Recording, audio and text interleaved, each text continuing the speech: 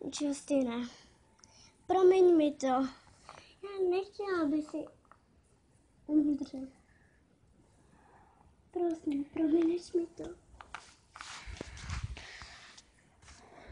Nechci, aby to bylo takhle. Teď mi je strašně líto. Ještě něco. Opatrně.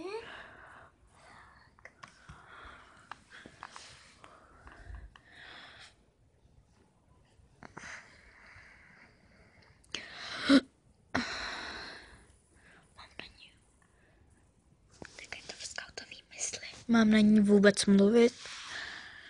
Nebo ne?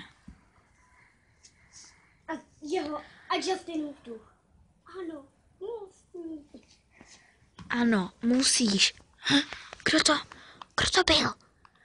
Já, nahoře. Justin. Justine. Počkej.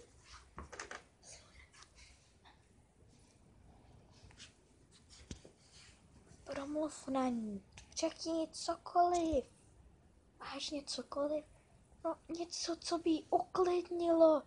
A řekni, že jí mám rád.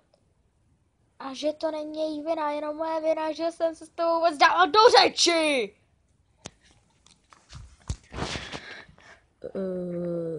Dobře. Cassie. Promiň mi to, já to dělám kvůli tobě. Proč jsi mi to nemohl říct? Proč mi kvůli tomu zabít Justina? Já nevím, ale určitě tě má furt rád a není to tvá vina, ani má. Je to jeho vina, že se mnou dával vůbec do řeči. Ne, je to moje vina. Jak to?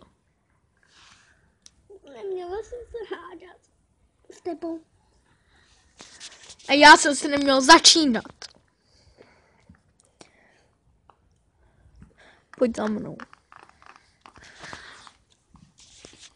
Pamatuješ? Tady jsme se poprvé potkali.